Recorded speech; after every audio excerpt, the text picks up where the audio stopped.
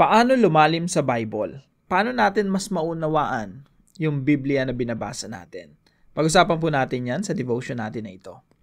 Magandang araw po sa bawat isa sa inyo. Welcome back to our 365 Daily Devotions Seminary Edition. Now, ngayon po ay nasa letter C na tayo at ang pag-uusapan po natin ay yung salitang covenant. Now, ito pong devotion natin na ito ay ginawa nating series. So, magiging special series po ito. 10 devotion, 10 talakayan patungkol sa isang topic. At yung topic po natin ay covenant. So, covenant. Ano ba yung covenant? Yung covenant po, ito po yung concept niya. In the Bible, a covenant is a sacred, sagrado, binding agreement between God and His people. A biblical covenant is more than a contract. Yung covenant po, hindi lang siya basta kasunduan. Hindi lang siya basta kontrata.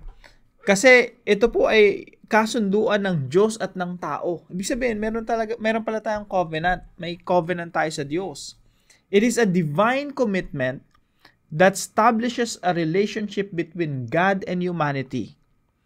Covenants in the Bible typically includes blessings for obedience and consequences for disobedience. Now, sa madaling salita po, yung covenant po, ito po ay kasunduan. Ito po ay pakikipagrelasyon, pakikipagtipan. Kaya nga po merong lumang tipan, Old Covenant, merong bagong tipan, New Covenant. May mga iba't ibang klase tayong pakikipag-ugnayan sa Diyos. Now, sabi po sa Deuteronomy chapter 7 verse 9, Know therefore that the Lord your God is God. He is the faithful God, keeping His covenant of love to 1,000 generations of those who love Him and keep His commandments. So, dito may binabanggit pong covenant. Ibig sabihin, may kasunduan ang Diyos at ang tao, at ang sabi rito, yung Diyos tapat. He is faithful. He is the faithful God, keeping His covenant of love. Sa Tagalog po, isipin ninyo ang Panginoon na inyong Diyos ay iisang Diyos. Matapat siya at tinutupad niya ang kanyang kasunduan hanggang sa mga salinlahi na mga nagmamahal sa kanya at sumusunod sa kanyang mga utos. Now, ito po yung teachings natin ngayong araw. No? Ito po yung pinakauna. The term covenant helps us understand the entire Bible. Bakit po yung covenant napaka-importante at pag naunawaan natin ito, maintindihan natin yung kabuuan ng Biblia. Bakit? Kasi po, yung Diyos po nakikipag-deal sa atin, nakikipag-relasyon sa atin sa pamamagitan ng covenant, kasunduan, promise. Kaya makikita niyo po yung covenant sa buong Bible eh. Simula kay Adan, nung nilikha ng Diyos si Adan, meron ng covenant dun eh. May partnership. Sinasabi niya, Adan, you will be my people. Okay, lahat ng salinlahing manggagaling sa iyo, they will be my people, including you, Adan, and I will be your God. Okay? Partner tayo. Magro-rule yung Diyos sa buong creation sa pamamagitan ni Adan. So, merong partnership pagdating sa pagro-rule. Kaya nga, nilikha si Adan according sa imahe ng Diyos. God created Adam and Eve according to the image of God. And ang sabi sa Bible, let them have dominion. Let them take dominion. Di ba ang may dominion, ang may paghahari, yung Diyos lang? Pero sabi sa Genesis chapter 1, Adan, kayo mag-rule din kayo. Bakit po? Kasi may partnership, may covenant yung Diyos, tsaka yung unang parents natin, na kapwa sila mag-rule doon sa creation. Ibig sabihin, ang Diyos, He will rule through Adam. Yung Diyos pa rin yung ruler talaga. May partnership lang siya kay Adan. So, umpisa pa lang may covenant na. Merong covenant ang Diyos kay Noah, kay Abraham, kay Moses, kay David, at marami pang mga covenant sa Bible. So, the term covenant helps us understand the entire Bible. And by the way, yung isang buong storya ng Biblia, yan po ay isang covenant lang. No? Tinatawag natin yung covenant of redemption. Pag-aaralan po natin yan sa susunod. Pangalawang katuruan po, God is a covenantal God who relates to His people through covenants. Yung Diyos po, covenantal siya. Ibig sabihin, yung Diyos talaga natin, ang gusto niya, makipagrelasyon sa atin. Para po yung, tayo po, nakikipagrelasyon sa, may nililigawan, nagpro-propose, may engagement, may wedding, may marriage. Merong covenant.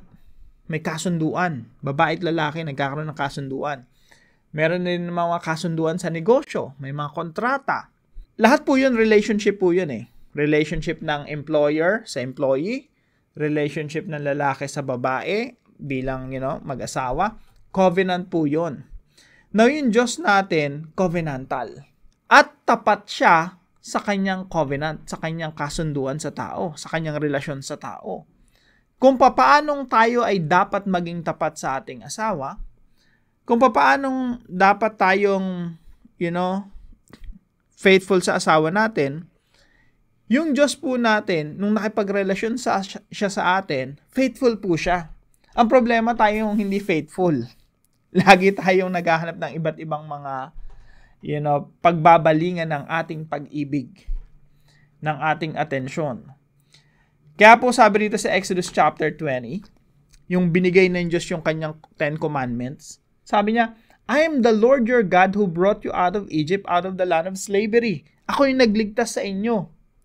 Kaya ito yung covenant natin, ito yung 10 commandments, kasunduan natin na I will be your God, you will be my people, susundin nyo lahat ng mga kautosan ko. Pinakaunang utos, you shall have no other gods before me. Wala ka ng ibang Diyos maliban sa akin. You need to be faithful. Huwag kayong sasamba sa mga Diyos-Diyosan.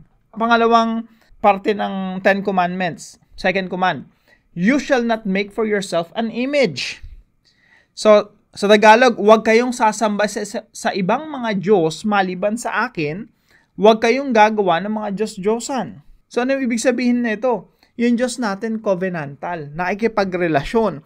At nung nakipagrelasyon yung Diyos sa atin, ang sinasabi ng Diyos sa atin, wala ka ng ibang Diyos, ako lang. And you have to be faithful.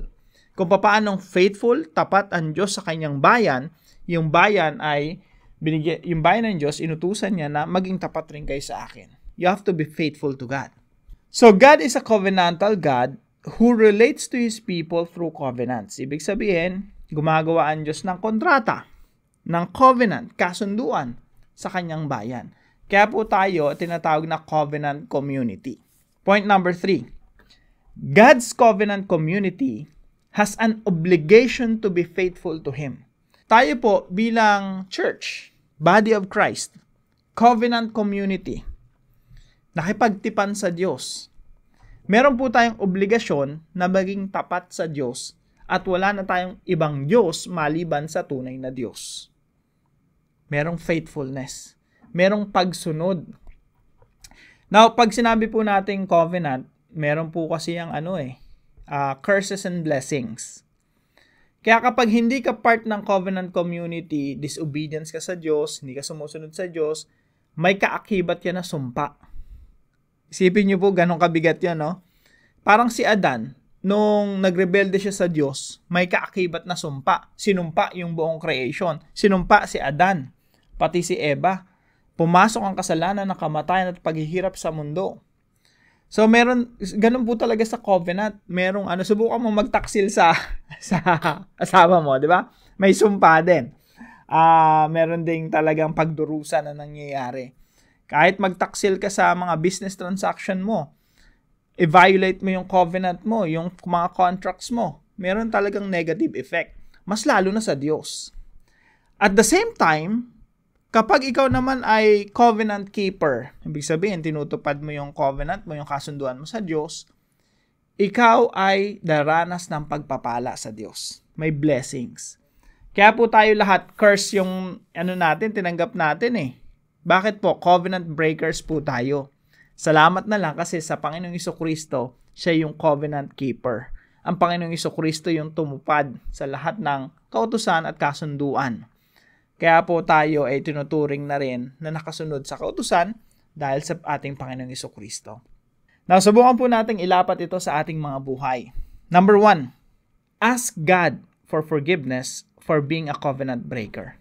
Aminin na natin, yung Diyos tapat sa atin. Yung Diyos kahit kailan di tayo tinalikuran. Pero tayo, laging nangangako sa Diyos, lagi ring sinusuway, lagi ring binibreak yung mga promises. Lagi nating hindi tinutupad yung mga pinapangako natin sa Diyos. Lagi yan, no? Mga covenant breakers tayo. Meron tayong kasunduan sa Diyos, pero lagi nating binaviolate yung kasunduan natin sa Diyos. Kaya nga ang kapalit nun, kamatayan. Kaya namamatay yung tao eh. Kaya nagdurusa yung tao eh. Kasi tayo po ay mga covenant breakers. Wala pong exemption. Kaya po ang unang-unang step para magkaroon ka ng relasyon sa Diyos is to ask for forgiveness. Repentance, magsisi sa ating mga kasalanan. Application number 2. Thank Jesus for being our covenant keeper. Kaya ang Panginoon Jesucristo nagkatawang tao para yung hindi natin masunod, sundin ni Jesus, at yung pagpapala na dadaloy kay Jesus, tanggapin nating lahat. Kaya po may kaligtasan. Kasi po, ang kaligtasan ng Diyos ay dumadaloy sa Panginoong Jesucristo patungo sa atin because Jesus kept the covenant. Ang Panginoong Jesucristo ang nakipagkasundo sa Diyos at sinabi ng Panginoong Jesucristo, ako ang susunod sa lahat ng kautusan. Upang lahat ng mananampalataya sa Panginoong Jesucristo ay ibilang na rin ng mga covenant keepers instead of being covenant breakers. Kaya hindi na tayo daranas ng sumpa eh. Ang daranasin natin, pagpapala at pagpapala, blessings after blessings after blessings from the Lord. Sabi sa Bible, wala nang pagpapala ang hindi ibibigay sa atin. Lahat ibubuhos sa atin. Lahat ng pagpapalang spiritual, maging material. Tayo ang magmamana ng buong creation. Kung anong mamanahin ng Panginoong Jesucristo, mamanahin din natin. Bakit? Dahil lahat ng yon naganap, nagkaroon ng katuparan sa Panginoong Jesucristo. Siya po yung covenant keeper natin. We are covenant breakers. Yes, that's the bad news. Pero may gospel. Yun yung good news. Ano yung good news? Jesus is our covenant keeper. Lahat ng pagpapala ay dumadaloy sa krus ng Panginoong Jesucristo patungo sa atin. Number 3 po. Celebrate all the blessings we continue to receive through Christ Jesus. Lahat po ng pagpapala, i-celebrate natin, pagpasalamat natin, mabuhay tayo ng may pagpupuri at pagpasalamat sa Diyos. Hayaan natin ang ating puso mapuno ng pagpapasalamat. Kasi po, we will continue to receive blessings after blessings after blessings from the Lord. Bakit po? Because of Jesus Christ. He is our covenant keeper. Now, bakit tayo meron ditong Ark of the Covenant? Yung Ark of the Covenant, ito yung nagpapatunay na yung Diyos gusto talaga makipagrelasyon sa atin. Now, sa loob ng Ark of the Covenant, makikita nyo po itong dalawang bato na ito, dalawang tablet. Kontrata po yan. Yung isang copy po niyan sa Diyos, yung isang copy sa tao. Kaya po ano yan ano po yan, covenant, kasunduan. Nandyan po yan sa loob ng kahon na ito na tinatawag na Ark of the Covenant. Now, yung iba sa atin familiar dito. Pag nakikita nyo po ito, isipin nyo yung Diyos gusto makipagrelasyon sa atin. Kailangan lang po natin talaga maging tapat. Bagamat tayo ay walang access sa Panginoon, dahil sa Panginoong Jesucristo, maaari na tayong magkaroon ng relasyon muli sa ating Diyos. Isipin nyo po, tayo yung nagrebelde, tayo yung lumayas, tayo yung tumalikod, pero yung Diyos nagnanais makipagrelasyon sa atin, magkaroon ng covenant sa atin, siya pa yung nagsugo sa ating Panginoong Jesucristo para tayo magkaroon ng relasyon sa Kanya. Now, para po sa ating discussion, why is faithfulness important to our relationship with God? Now, samahan niyo po ako sa panalangin. Heavenly Father, thank you for being a covenant-keeping God.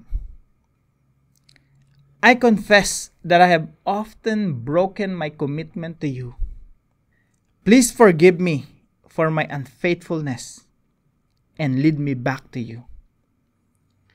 Thank you, Jesus, for being my perfect covenant keeper, standing in my place when I fail. Through you, I receive grace, love, and every spiritual blessing. Help me to live as a faithful member of your covenant community. May my heart be steadfast, my words be true, and my life be honoring to you. Teach me to trust in your promises and rejoice in your goodness. In Jesus' name, amen and amen.